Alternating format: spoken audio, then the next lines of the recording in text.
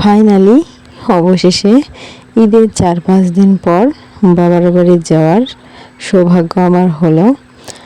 তো বাবার বাড়ি গিয়ে যেহেতু এবার আমাদের সবার সাথেই দেখা, তো তারপর বিকেলে ঘুরতেও গিয়েছিলাম। আর এই যে আমার বাবার বাড়ির সামনে। আসসালামু আলাইকুম, কেমন আছেন সবাই? অবশেষে সেই খুশির দিনটা আমার এলো। খুশির দিন বলতে এই তো ঈদের 4-5 দিন পর এই তো রেডি টেডি হয়ে এখন যাচ্ছি বাবার বাড়িতে। বাবার বাড়ি যাওয়ার যে কি আনন্দ, মানে যেতেই মনটা শান্ত। তো যাই হোক, আমি আমার ছেলে প্রচণ্ড মানে এত পরিমাণ গরম ছিল এদিন যা বলার না। তো আমি আমার ছেলেকে নিয়ে এই তো বের হয়ে পড়েছি।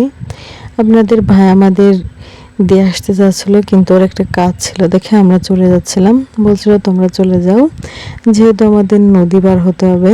কারণ নদী পার হতে গেলে প্রচুর কষ্ট হয়, কারণ এখন যেহেতু চর পড়ে গেছে, নদী থেকে উঠতে খুবই কষ্ট হয়। তো যাই হোক, গরমের মধ্যে অনেকক্ষণই গাড়ির মধ্যে বসেছিলাম। গাড়িওয়ালাদের এই যে প্যাসেঞ্জার না পেলে ছাড়ে না। তো যাই হোক, প্যাসেঞ্জার পানি ছেড়ে দিয়েছিল। তারপরে এই তো একদম হেজে চলে এসেছি নদীর পাড়ে। তো এখন পার হব, এই দেখুন বস্তা বস্তি। তো যাই হোক, আমার ছেলেকে নিয়ে এখন পার হলাম।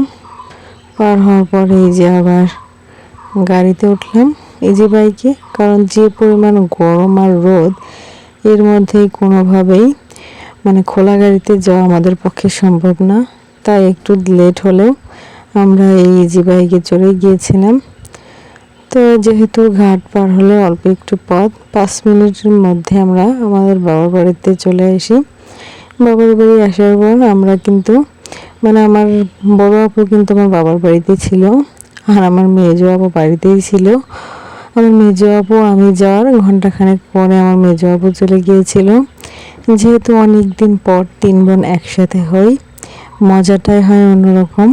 কারণ সবারই তো যার যার সংসার, তো সব কিছু ফেলে সবারই তো একসাথে হয়ে ওঠে না। কিন্তু এই তো সবাই একসাথে হয়েছি। তারপরে যেখানে আমাদের বাড়ির পাশে আমাদের কাকার এরকম করে দিয়েছে, তো আমাদেরও আর কি এরকম করে দেওয়া হবে। তো আমাদেরটা আর কি এখন কাজ চলতেছে রানি। যখন আমরা গিয়েছিলাম তখন কাজ করিনি, তবে এখন কাজ চলতেছে। তো যাই হোক, আমরা এই যে একটু ঘোরাঘুরি করে বললাম যে চলো আমরা সবাই একটু ঘুরে বেড়াই আসি।